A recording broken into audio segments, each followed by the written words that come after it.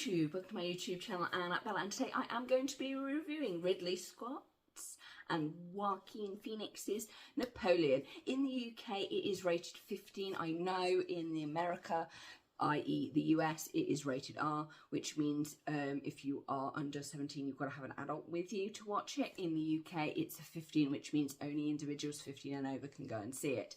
It is 2.5 hours long, it is an epic, and it's based on the life of Napoleon Bonaparte and his first wife, Josephine.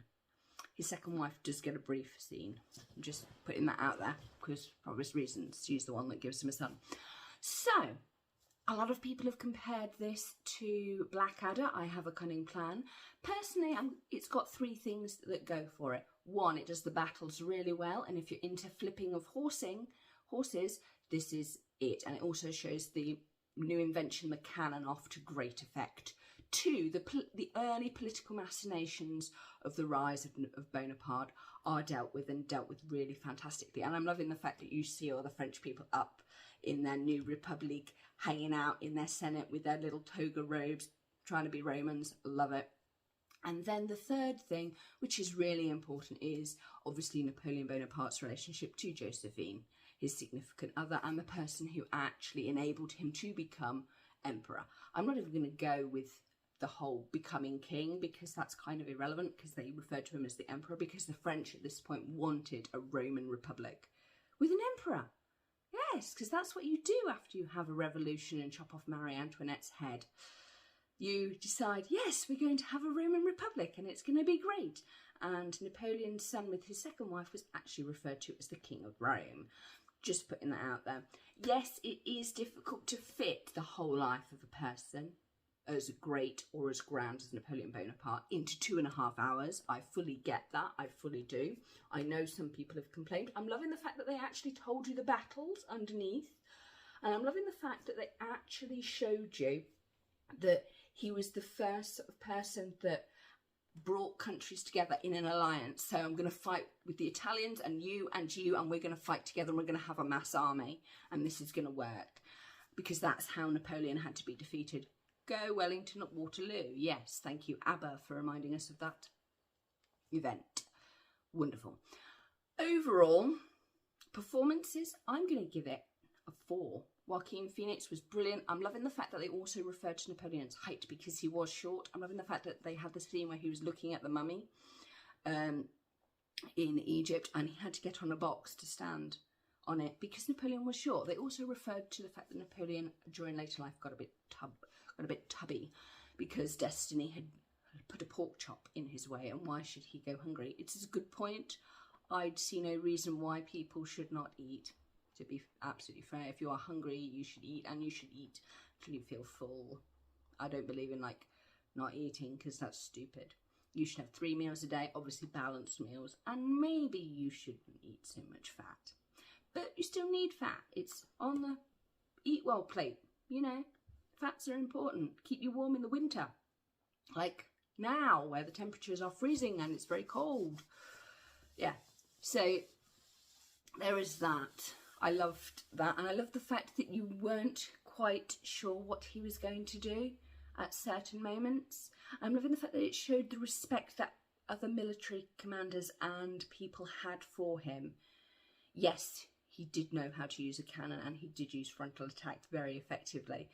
I'm loving the fact that it actually showed you these things, because Napoleon's methods of battle are still studied today, and there is a reason for that, as are Alexander the Great and Julius Caesar's.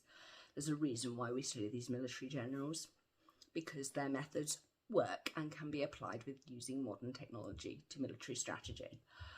So that is that. What I was a little bit disappointed that we didn't see actually some of his policies, like his education policy and his social policy and his domestic policy, because he really did change France. He put in things that enabled secondary school to happen, because before that there wasn't secondary school. He did things that actually enabled the state of France, i.e.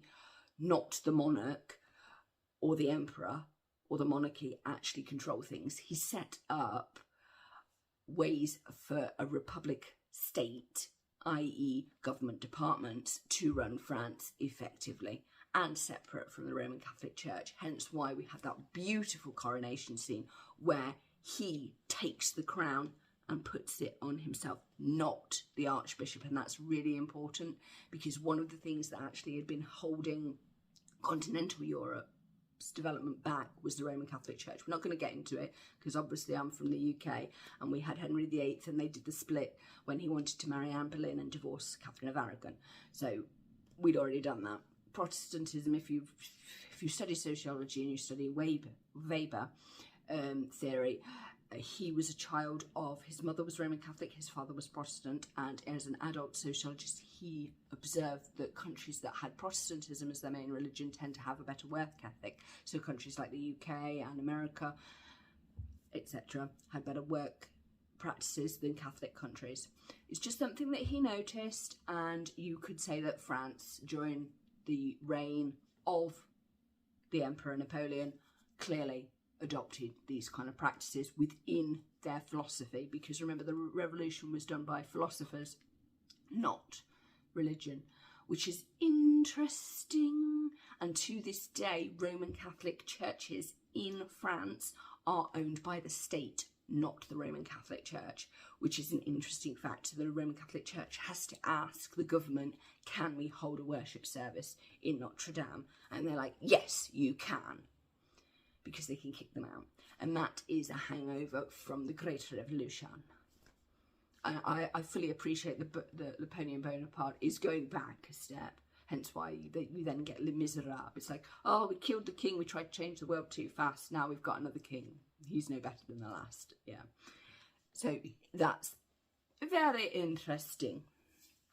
And it's also the reason why Napoleon became the emperor, was to preserve the social order, because after the terror, because a lot of the people, a lot of the landed gentry or lower gentry were also going to be whopped off. But if you kill all of your main landholders and money people, where does that money go? Does it go to a government department? Who decides which of the tradespeople, i.e. your baker, your candlestick maker, gets some of the money? It's very unclear. I would have liked to have seen more policy, but that's me. Some people would have just said that that's boring. Admittedly, they did follow Napoleon's 3 words. When he died, he said France, he said the army, well actually he said being the general, and then he said the army, and then he said Josephine. And that's what this film focused on, those 3 things. They did it very well. Yes, I know you can't cram a whole life into 2.5 hours because of bum ache factor.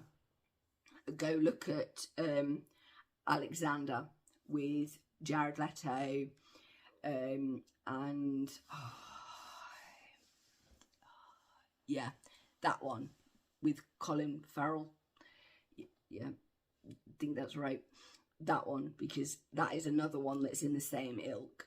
But Joaquin Phoenix, yes, he's done Jesus. He's played an emperor before. He's played a Roman emperor in Gladiator. Yes, he is known, well, in his youth he was called the Wild Colt because he was seen a bit unstable, but I think that was just a load of baloney. Yeah, we all know the baggage around him. I'm not going to go into it because we all know. Overall, his acting is spot on. Leading man, yes, there was one scene that made me think, Joker and Harley Quinn, between him and Napoleon Bonaparte and Josephine, which was kind of cool. All ready for Joker 2, The Madness of 2, loving that, can't wait for that musical, that's going to be epic.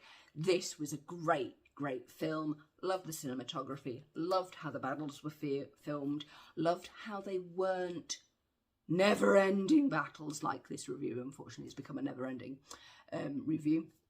Loved it, loved the costumes, loved the direction, loved the fact it made references to paintings, because remember, film is visual, and a lot of the stuff that history is based on is documents.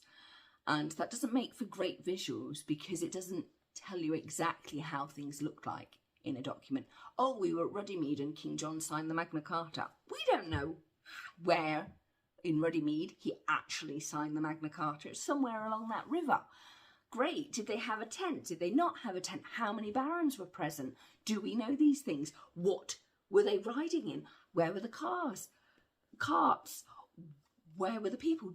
Did the baron's sons get handed over directly? We don't know when these things all happened and how they happened or what people were wearing at the exact moment. We can only think, right, this is what kings were wearing. We assumed that he would be wearing something like this, and we assume he would have this amount of attendants. We've got to go back and have a look at his accountant book to see how many servants King John had in this year at that time. It doesn't mean that those servants from this house would be at Runnymede.